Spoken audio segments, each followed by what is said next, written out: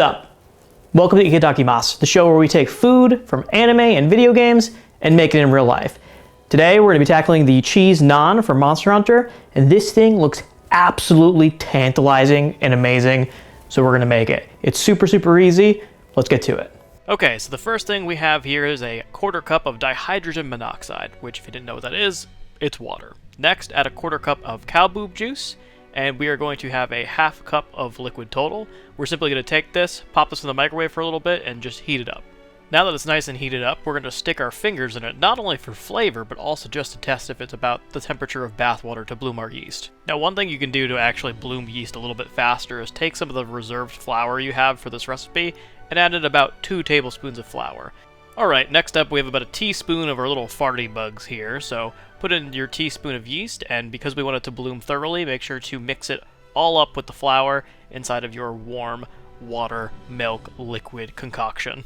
After waiting around 15 minutes or so, your yeast should become nice and foamy and ready to use. Next up, grab the bowl of your stand mixer, or regular bowl if you do not have one. Add in the rest of your 100% grade A Tony Montana cocaine,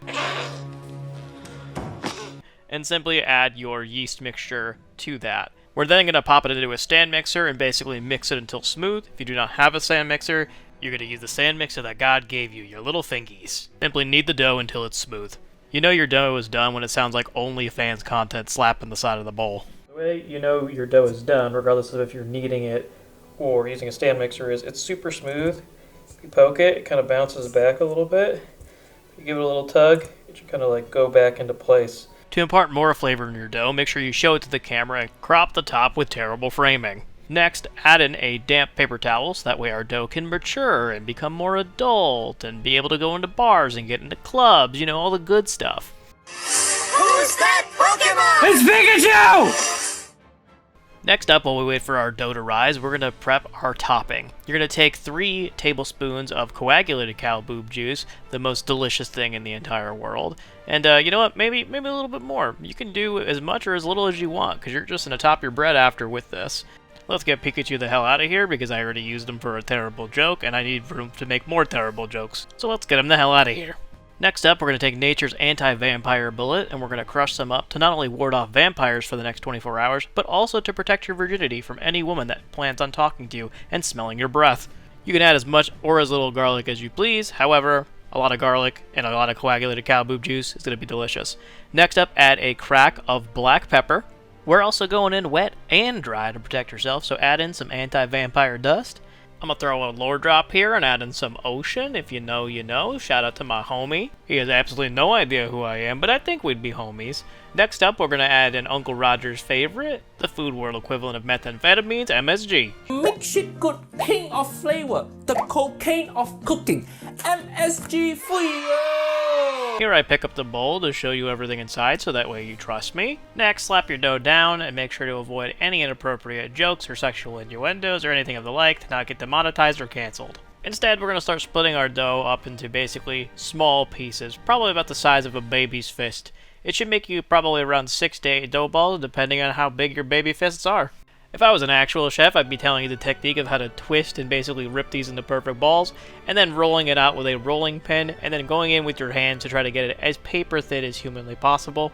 I'm going to show you how thin it is here, but you can't really tell, but because I showed you what was inside the bowl, you have to trust me. Here's me simply starting one. Basically take your ball, start stretching it out each corner, and you should be able to kind of get a disc-like shape.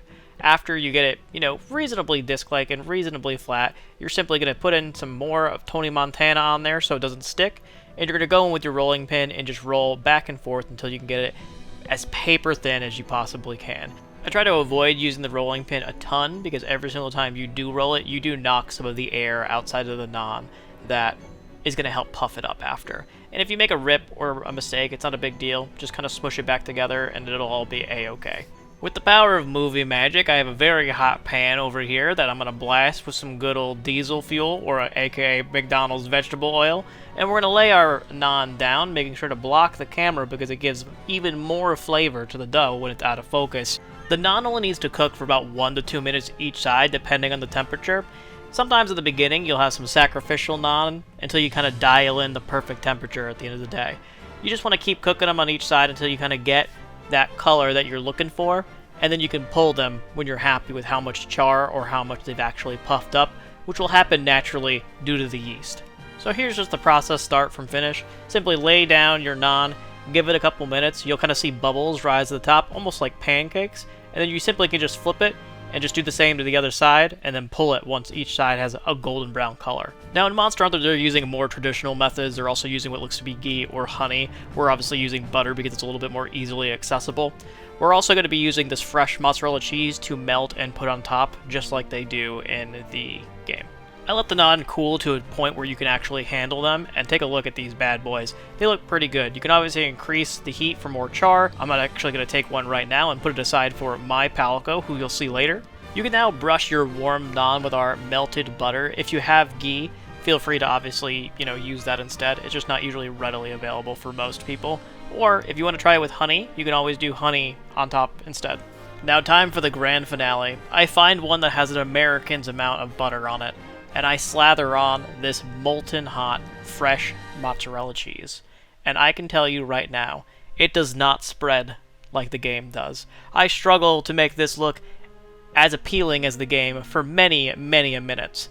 And unfortunately, I am sitting here mouth-watering because there is nothing more that I want to do than eat this hot naan with fresh garlic butter and fresh mozzarella more than anything in the entire world right now. So this is the best that I can do, and we're getting into this thing. Okay, so while this cheese is still molten hot, let's see if we can get a cheese pull. Oh, that was pretty good. Give it a try. I will not subject you guys to the sounds of my ethereal pleasure or the sound of chewing. However, I will... Holy crap. Insert random moments of me actually having a real moment on camera with the experience that is this actual naan. Holy. Because I have no idea what to say because I am basically speechless. Wow. Besides just making random onomatopoeias as I consume basically the entire plate on camera. This food was so indescribably good. That is insanely good. That I cannot understand why I haven't really actively made it at home before. I saw it on Monster Hunter, and I knew that this is something that I needed to try, and I can see why it took the internet by storm. Because in real life, it is actually that fucking good. It is mind-blowing. Whoa. Okay, this here is the regular naan that I saved from earlier, because this is my Palico using the Palmer Doggo skin. It's currently a skin only available to content creators, but I'm sure in the future you'll see a Palmer Doggo skin. Let's see if he likes it. He can't have the other one because garlic nor a copious amount of butter is good for Palicos, but would you like to try? Easy, easy. Ooh, ooh, is it Palico approved? Did you like, oh wow, it's definitely Palico approved. As you can see, the Palmer Doggo Palico, has approved of the cheese naan for Monster Hunter, minus the cheese, or the garlic, or the butter, just the naan. Would you like another piece? Here you go. Oh, good boy. Yeah, so as you can see, the cheese naan, Palico and human approved, except you don't get cheese, or butter, or garlic. You just get naan. All right, guys, have a good one. See you next time.